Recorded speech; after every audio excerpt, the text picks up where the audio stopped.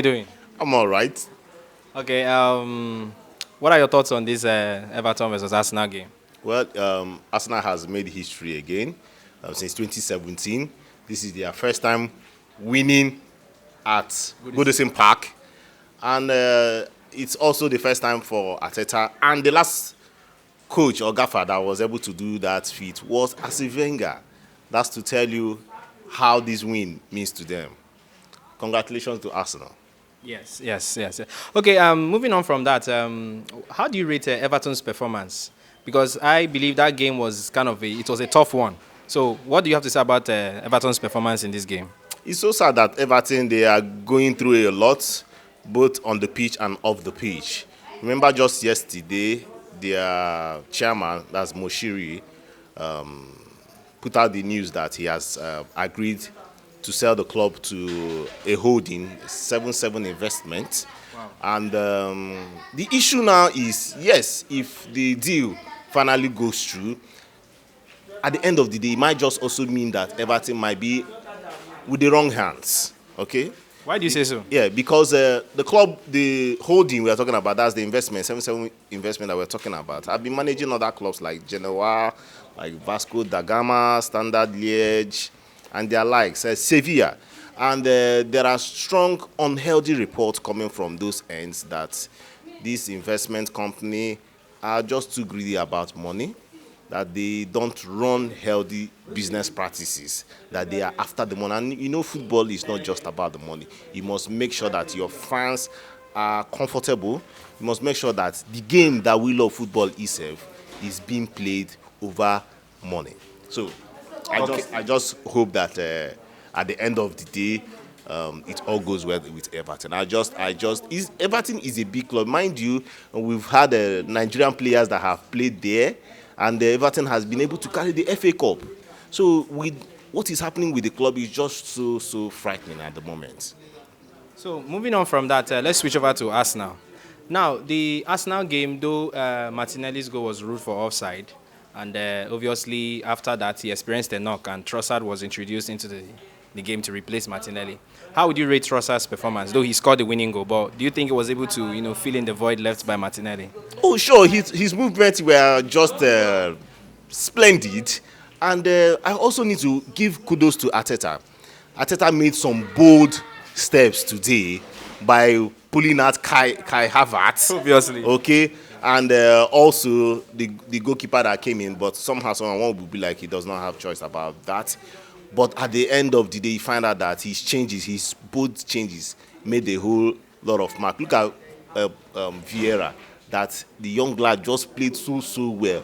Okay, and yes, talking about bold steps are things that most coaches do. But unfortunately, too, that does not mean that some coaches don't make bold steps. Like what we saw with Chelsea today, bold steps were made, but at the end of the day, it didn't pay off in any way. All right.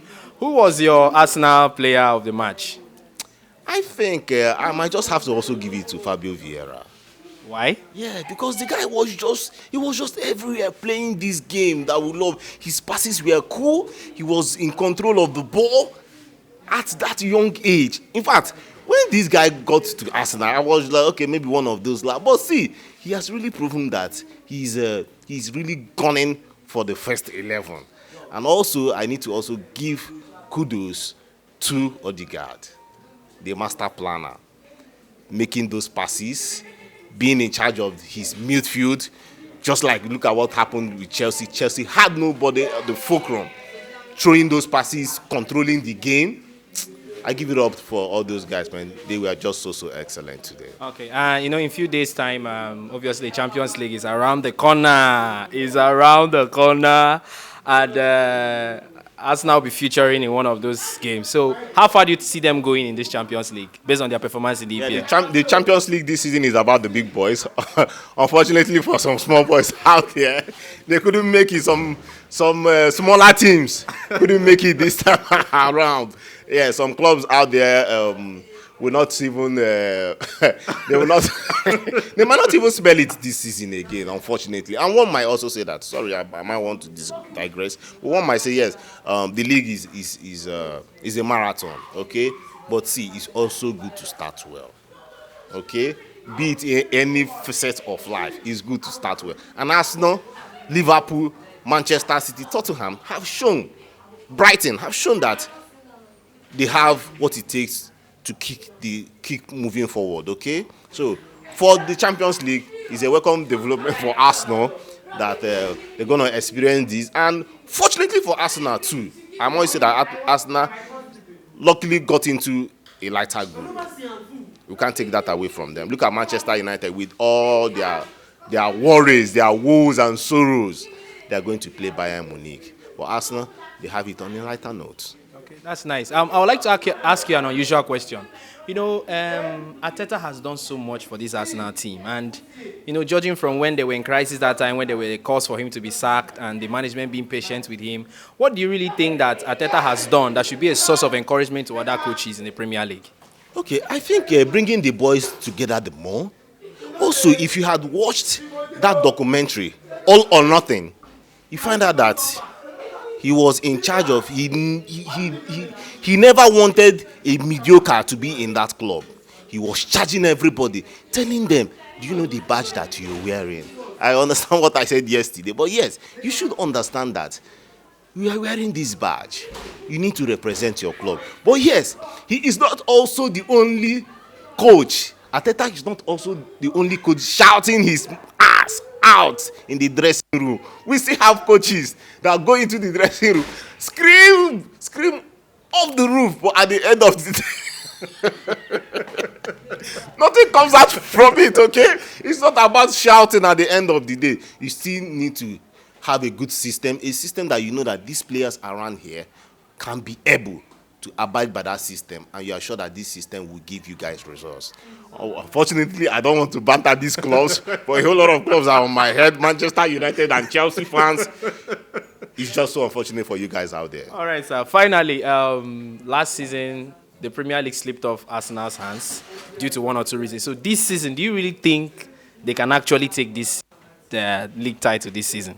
To be candid, to be fair to Arsenal fans, I don't think this season might just work that way. I don't see this season as a season that Arsenal will take the league. Really? Why do you say so? Yeah, I think the chance was last season, not this season, okay? If you go back to what happened last season, you find out that you weren't really seeing most of these clubs firing. Tottenham wasn't firing. Yeah. Liverpool wasn't firing. Yeah. Last season, it was more like Man City. Then Arsenal now joined the race. Okay, Chelsea, they were fumbling. Manchester United were fumbling as what did I want to say as usual, but but this season you still have Liverpool. You cannot take it away from Liverpool. And Liverpool, they have a very strong chance. Look at Nunes, he's rejuvenated. Salah, they did not allow Salah to go, even with the news surrounding him. The news surrounding him, the Saudi Arabia bringing out whooping £150 million. Tempting. Saudi Arabia, more like the home country of most Muslims. You're going to a place where all Muslims adore, and they're offering £150 million, and the club was able to stand on their grounds and tell you are going nowhere. Thumbs up to Liverpool, and you are seeing the results. It's working for their good. All right, sir. Thank you very much, Amos. Thank you for joining us. I appreciate it.